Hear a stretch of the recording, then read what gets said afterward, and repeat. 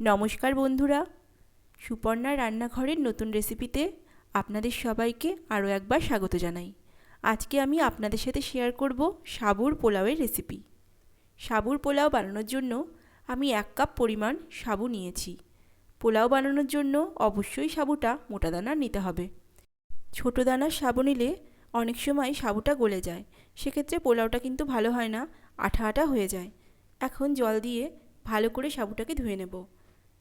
5-6 বার সাবুটাকে আমি খুব ভালো করে ধুয়ে জল ঝরিয়ে নিয়েছি।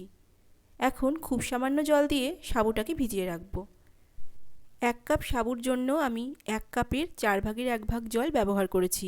খুব বেশি জল দিলে সাবুটা কিন্তু গলে যাবে, তাই জলের পরিমাণটা অবশ্যই বুঝে শুনে দিতে হবে। এখন 2 ঘন্টার জন্য সাবুটাকে আমি ঢেকে রাখব।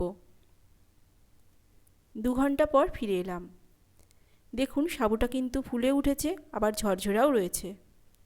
বিভিন্ন রকমের সবজি ছোট ছোট করে কেটে ধুয়ে রেখেছি।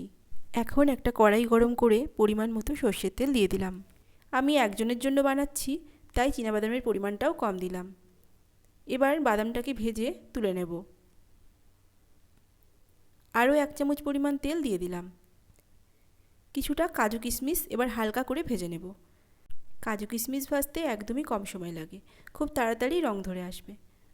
কাজু আর কিশমিশটা তুলে নিয়ে ওই তেলের মধ্যেই দিয়ে দিলাম ফোড়ন, একটা তেজপাতা, শুকনো লঙ্কা আর কিছুটা দারচিনি।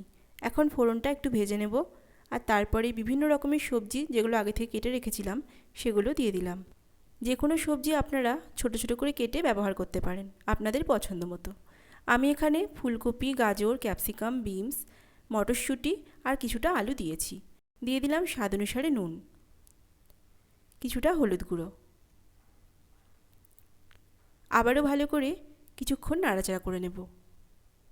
আর এখন আমি ঢেকে দেব। ঢেকে দিয়ে সবজিটা সম্পূর্ণ সেদ্ধ হওয়া পর্যন্ত রান্না করে নেব। সবজিটা কিন্তু একদমই ভাজা ভাজা হয়ে গেছে আর সেদ্ধও হয়ে গেছে। আলুটাও সুন্দর গলে গেছে।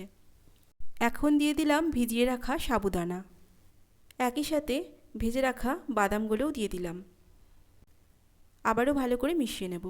যে কোনো নিরামিষ দিনে মুখের স্বাদ বদলাতে সকালের ব্রেকফাস্টে সাবুদানার পোলাও ঝটপট করে নিতে পারেন। খেতে কিন্তু খুবই ভালো হয়। আপনারা অবশ্যই বাড়িতে একবার করুন, আর ভালো লাগলে কমেন্ট করে জানাতে কিন্তু ভুলবেন না। এখন ইচ্ছা হলে কিছুটা মিষ্টির ব্যবহার করতে পারেন। আমি এখানে গুড়ের পাউডার ব্যবহার করলাম। এরপরে আবারও ভালো করে মিশিয়ে নেব।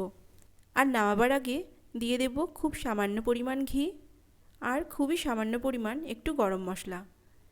এরপরে একটু নাড়াচাড়া করে মিশিয়ে নিয়ে নামিয়ে নিলেই তৈরি হয়ে যাবে সাবুদানার পোলাও। আজকের রেসিপিটি আপনাদের ভালো লাগলে প্লিজ একটি লাইক, কমেন্ট, শেয়ার করে দেবেন।